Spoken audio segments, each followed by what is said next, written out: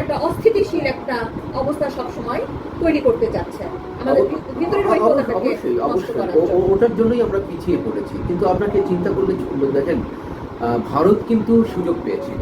আজকে বলা হচ্ছে যে ভারতের চারপাশের প্রতিবেশীগুলো ভারতের কাছ থেকে দূরে সরে যাচ্ছে, কিন্তু প্রশ্নটা হলো কেন যাচ্ছে? কারণ যাচ্ছে, আপনি যদি চায়নার যদি আপনি রাজনীতির কথা চিন্তা করেন, চায়না রাজনীতির কথা চিন্তা করেন, তাহলে আপনি খেয়াল করে দেখবেন যে চায়না কিন্তু কখনোই কোনো দেশের কোনো বিষয় নিয়ে কিন্তু নাক গলায়, বরঞ্চ তারা কৌশলগত সম্পর্ক বিরাজ রাখে।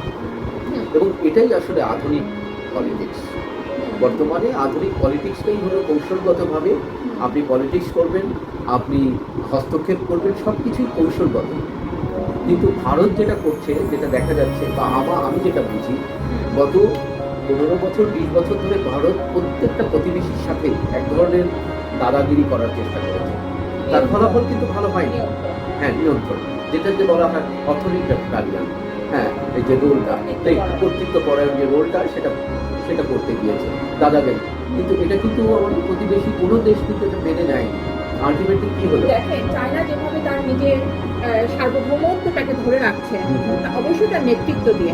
তাহলে আমাদের যে বাংলাদেশের, তাহলে আমাদের যে নেতৃত্বের জায়গায় কি করণীয় এই তৃতীয় পক্ষের শক্তির কাছ থেকে নিজেকে নিয়ন্ত্রণ করার জন্য, বা তৃতীয় পক্ষের শক্তিকে বুঝে সেটাকে কন্ট্রোল করার জন্য আমাদের নেতৃত্বের কি ভূমিকা? এটা আমাদের স্থানীয় যারা নেতা এবং যারা আসলে রাজনীতিবিদ আছেন, আসলে তাদেরকেই এই ভার নিতে হবে, তাদেরকে ইনক্লুশনে আনতে হবে। এই যে আমি আপনাকে বললাম যে একটার সাথে জড়িত, তারা পুঁজিবাদে চলে গিয়েছে ক্ষমতায় আসার পরে, অর্থ ব্যবসায় চলে গিয়েছে, জনগণের মৌলিক অধিকারগুলোকে ভুলণ্ডিত করে, জনগণের মৌলিক অধিকারকে আসলে ইগনোর করে তারা কিন্তু পুঁজিবাদের দিকে তারা চলে যাচ্ছে। যার পরিপ্রেক্ষিত কিন্তু এই যে বড় বড় এই বিজয় ধরন, মানে কি বলবো, যে বিপ্লব ঘটছে। আর এই বিপ্লব, এই ধরনের বিপ্লবের দরুন কি হচ্ছে, আমাদের তাজা প্রাণগুলো, আমাদের যে ভবিষ্যৎ যারা, তাদের তাজা প্রাণগুলোকে আমাদের চোখের সামনে তাদের হত্যা দেখতে হচ্ছে। এটা আমরা কাম্য, মানে এটা আসলে কোনো আমাদের দেশের কোনো মানুষ এটা কাম্য করে না বা আশাও করে না। এটাকে মানে দারুণভাবে আমি কি বলবো, যে আমাদের প্রত্যাখ্যিত এটা, এই ধরনের হস্তক্ষেপ আমাদের জনগণ একদম কি বলবো সহস্তে প্রত্যাখ্যান করেছে, তারা পছন্দ করে না। কিন্তু আপনি যেটা বলেছেন যে হ্যাঁ, এখন এভাবেই কি দেশ চলবে, নাকি একটা মানে আমরা একটা সঠিক ট্র্যাকে উঠবো? সঠিক ট্র্যাকে উঠতে গেলে মন মানসিকতার দরকার। আমি বলবো যে এই যে বর্তমানে যে বিপ্লবটা হলো 2024 সালে, এটাকে ক্যাপিটালাইজ করতে হবে, এটাকে পুঁজি করে আমাদের যারা এখন, আমরা তো খুবই মানে কি বলবো, যে আমরা খুব ভাগ্যবান যে ডক্টর ইউনূসের মতো একজন সুনামধন্য এবং মানে পৃথিবী জোড়া সুনামধন্য মানুষ আমার দেশের মানে কি বলবো, মানে দেশ চালানোর জন্য প্রধান উপদেষ্টা হয়েছেন। তার কাছে আমাদের যেমন অনেক চাওয়া আছে, কিন্তু আর একটা জিনিস ভুললে চলবে না, গত যে সরকারটি ছিল, আমি দ্ব্যর্থ কণ্ঠে এটা বলতে চাই, আমি নিজেকে দায়ী করে এবং কোট করেই বলতে চাই, গত 16 বছর ধরে কিন্তু তারা দলীয়করণ করে দিয়েছে। এই যে প্রশাসন, এই প্রশাসন কিন্তু তাদের তৈরি, এই যে পুলিশ তাদের তৈরি। এখন এই জায়গায় এই মানুষগুলোকে নিয়ে আপনাকে দেশ পরিবর্তন করতে হবে। এখন এই মানুষগুলোকে নিয়ে এখন ভাবার সময় এসেছে। ডক্টর ইউনূস এবং তার দল, আমি বলবো যে এই পুরো উপদেষ্টা কমিটি, সেই সাথে আমাদের আর্মি, নেতাদের মাইন্ডসেট চেঞ্জ করে এখন কোথায় কোথায় পরিবর্তন করে, মানে পরিবর্তন করতে হবে, যে কোনোভাবেই বলতে হবে, মানে যে কোনোভাবেই হোক আমাদের কিন্তু দুর্নীতি জিরো টলারেন্সে রাখতে হবে। আদারওয়াইজ আপনি যা কিছু করেন, আমি বললাম যে আমাদের যে কয়জন উপদেষ্টা আছেন 20 জন, গতকালকে 4 জন দিল, সেটা আগে 16 জন, এই 4 জন সহ, এই 20 জন নোবেল লরেট নিয়েও কিন্তু দেশকে এগিয়ে নিয়ে যেতে পারবে না। কারণ এগিয়ে নিতে গেলে তো আপনার লেবার দরকার, মানুষ দরকার, প্রশাসন দরকার, পুলিশ দরকার, আর্মি দরকার, আনসার দরকার, লোকাল বডি দরকার, লোকাল রিপ্রেজেন্টেটিভ দরকার, রাষ্ট্র কাঠামোর এই যে যারা স্টেক হোল্ডার, তাদেরকে যদি আপনি পরিবর্তন না করতে পারেন, আইন দিয়ে হোক, আপনি তাদেরকে অ্যাকাউন্টেবল করে হোক, যেভাবেই হোক, আপনি যদি সেই জায়গায় হাত না দিতে পারেন, আপনি কোনো পরিবর্তনে এই দেশকে কোনো পরিবর্তনে আনতে পারবেন না। এটা আসলে কেউ হাত দিয়ে বা কোনো নেতা যে হস্তক্ষেপ করে যে সরাসরি পরিবর্তন করতে পারবে বিষয়টা তা নয়। এটাকে মানে প্রত্যেকটা মানুষকে আসলে অনুভব করতে হবে। এই যে বিপ্লবগুলা, এই যে তাজা তাজা প্রাণগুলা যে ঝরে গেল, তো একটা বিপ্লবকে মনে রেখে প্রত্যেকটা মানুষকে আসলে স্ব জায়গায় পরিবর্তন হতে হবে। এই জায়গায় আমি মাইন্ডসেটটা পরিবর্তন আপনার সাথে করতে হবে। একমত, কিন্তু এই জায়গাতেই বসে থাকলেও চলবে না। এটা হলো আমার প্রাথমিক একটা মানে কার্যকরী একটা দিক হতে পারে, কিন্তু এটাকে ত্বরান্বিত আমি যদি টেকসই উন্নয়নের কথা চিন্তা করি, তাহলে কিন্তু আমার একটা রোল মডেল তৈরি করতে হবে যে কোনোভাবেই। আমি রোল মডেলটা আমি নিয়ে একটু পরে কথা বলি, এবং মাইন্ডসেটের কথা বললেন। অবশ্যই মাইন্ডসেট একটা পজিটিভ দিক। মাইন্ডসেট ঠিক করলে কিছুটা হলেও আমরা উন্নয়নকে আমরা ত্বরান্বিত করতে পারবো।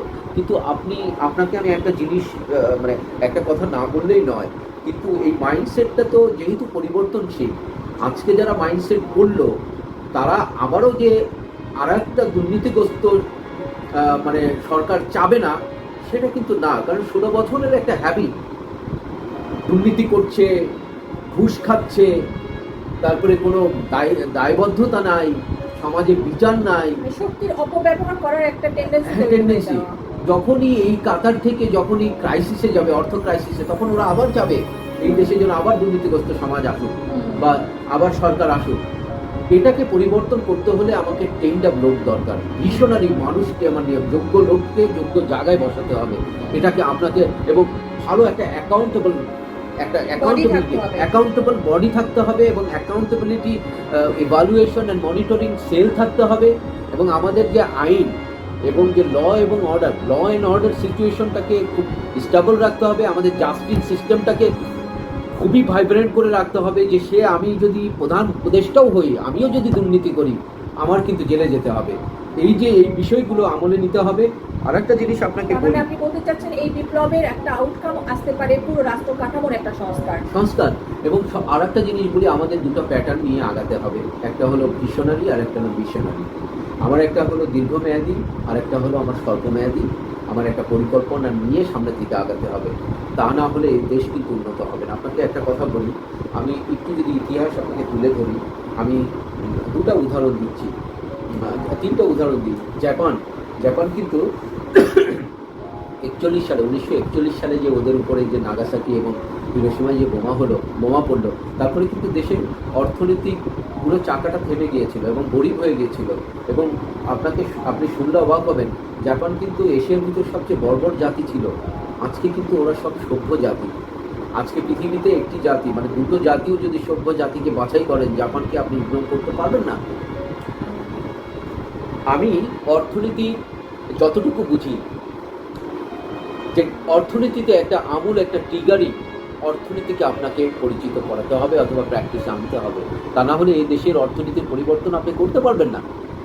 আপনি যদি অর্থনীতির শুধুমাত্র একটা থিওরি মানেন, যে আমার কৃষি উন্নয়ন করব, কৃষিতে বিপ্লব করব, খাদ্য স্বয়ংসম্পূর্ণ করব, সেভাবে কিন্তু আপনি কিন্তু উন্নত দেশে আপনি রূপান্তরিত করতে পারবেন না। Sorry to say. কেন? 2000 সালের আগে চায়নার অবস্থান ছিল, অর্থনৈতিক অবস্থান ছিল কৃষিতে উন্নয়ন। ওরা কৃষিতে বিপ্লবও ঘটিয়েছিল, কিন্তু চায়না কিন্তু সেভাবে উন্নত করতে পারেনি আনফর্চুনেটলি। কিন্তু 2010-এর পরে ওরা মিক্স ইকোনমি নামের একটা থিওরি, ফিগারিং ইকোনমিক্স ওরা নিজেরা ডেভেলপ করলো। সেখানে ওরা করলো যে টেকনোলজি এবং সায়েন্স ও টেকনোলজিকে ওরা প্রাধান্য দিল, যাকে বলা হয় ইন্ডাস্ট্রিয়ালাইজেশনের দিকে, মডার্ন ইকোনমিক্সে চলে গেল। ওরা যখন ভাবলো যে আসলে ইন্ডাস্ট্রিয়ালাইজেশন এবং টেকনোলজি বাদে একটা দেশ উন্নত করতে পারে না। কেন পারে না? আপনি একটু চিন্তা করেন। আমি যদি এগ্রিকালচারে বুঝলাম যে আমার 5 মনের জমিতে আমি 20 মন ধানের উৎপাদন, আমি 15 মন ধান বাড়াবো উৎপাদন সক্ষমতাকে, ঠিক আছে, এটা একটা বিপ্লব। আমি 3 গুণ বাড়াতে পারছি নানানভাবে, কিন্তু সেটার দাম কত, সেটার প্রতি খরচ কত, পার ইউনিট খরচ, প্রতিমন ধানের খরচ কত, এবং প্রতিমন ধানের বিক্রয় মূল্য কত? আপনি একটু চিন্তা করেন। সেই ক্ষেত্রে কিন্তু আমরা কিন্তু ওই বিপ্লবে কিন্তু আমাদের দেশ উন্নত হবে না। কারণ আমাদের প্রতিটা জিনিস কিন্তু আমরা কিন্তু প্রত্যেকটা জিনিসের জন্য কিন্তু আমরা কিন্তু ইম্পোর্টের উপরে নির্ভরশীল। আমরা কিন্তু আমদানি নির্ভরশীল একটা কান্ট্রি। কৃষিটা বাদ দিলাম, কিন্তু কৃষি বাইরে আমাদের জীবন ব্যবস্থায় তো মানে কি বলবো, মানে একদম আপনার ছোট ডিভাইস থেকে শুরু করে সব কিছুই আমার বাইরে থেকে আনতে হয়। আমি এই জন্য বলি যে ওরা তখন চিন্তা করলো যে ডেভেলপ কান্ট্রিকে যদি আমি কেন ডেভেলপ কান্ট্রি হলো, ডেভেলপ কান্ট্রির মূলমন্ত্র অর্থনৈতিক মূলমন্ত্রকে ওরা বুঝতে চেষ্টা করলো। দেখলো যে 200 টাকার, আপনি একটা চিন্তা করেন একটা মোবাইল যদি বিক্রি হয় 2 লাখ 3 লাখ টাকা একটা মোবাইল বিক্রি হয়, আর আপনি সেই মোবাইলের পেছনে খরচ যায় 300 টাকা। আপনি একটু চিন্তা করেন, একটা মোবাইলে 300 টাকা লোহা যায়, টেকনোলজি যাবে না হলেও ধরেন 30,000, তাহলে 33,000 টাকা ধরেন আমি খরচ যাচ্ছে, কিন্তু আমি সেটা বিক্রি করছি 3 লাখ টাকা। আপনি একটু চিন্তা করেন। আর আমি 30 মণ ধান উৎপাদন করছি, আমি বিক্রি করছি 30,000 টাকা, খরচ যাচ্ছে 25,000 টাকা।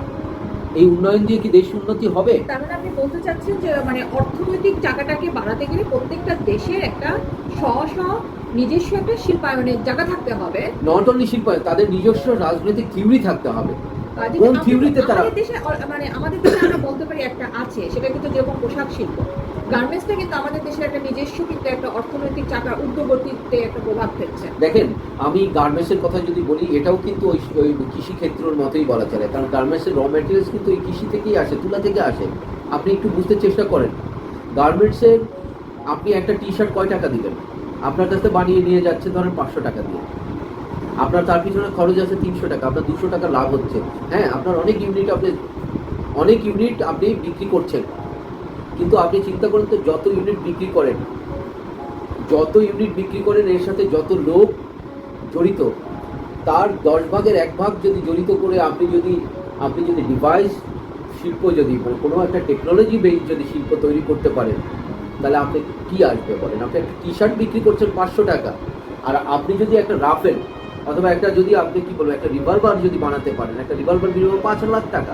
আপনার কাছে কি মনে হচ্ছে সেই প্রযুক্তির উন্নয়নের ক্ষেত্রে সেই মানব সম্পদটা আমাদের দেশে আছে? আমার এটা ভিশনারি প্ল্যানে যেতে হবে। আমার ধরেই নিতে হবে আগে 5 বছর শুধুমাত্র আমরা মানুষকে তৈরি করব। হ্যাঁ, মানব সম্পদ তৈরি আমরা ক্রিয়েট করব। তার জন্য আমার ইকো জোন তৈরি করতে হবে। তারা 5 বছর পরে বের হবে, তাদের জন্য আমার কোনো আরো বেশি দরকার নেই। তাহলে আমাদের একটু বিজ্ঞান এবং প্রযুক্তির দিকে আগাতে হবে। প্রযুক্তির দিকে আমাদের কিন্তু এক্সিস্টিং বিজ্ঞান ও প্রযুক্তি নির্ভরশীল বিশ্ববিদ্যালয় আছে, কিন্তু সেটা ওয়ার্ল্ড ক্লাস কিনা সেটা একটা প্রশ্ন। এবং আর একটা জিনিস আপনাকে বলি, এটা কিন্তু খুবই আশার বাণী, আমাদের এইসব বিজ্ঞান এবং প্রযুক্তি বিশ্ববিদ্যালয় থেকে কিন্তু বিশ্বের অনেক বড় বড় টেকনোলজি বেসড কাজকর্ম কিন্তু তাদের মাধ্যমে হচ্ছে বিশ্বের ডেভেলপ কান্ট্রিগুলোতে, কিন্তু তাদেরকে তো আমরা কাজে লাগাতে পারছি না। দুঃখজনক। আমি কেন রাফেলের কথা বললাম, কারণ আমাদের মিলিটারির যে ম্যাটেরিয়ালস, আমাদের মিলিটারির যে এলিমেন্টগুলো সবই আমরা আমদানি নির্ভরশীল। আপনি চিন্তা করেন, আমরা একটা গোলা বারুদের পেছনে আমরা শত হাজার কোটি টাকা ব্যয় করতে হচ্ছে।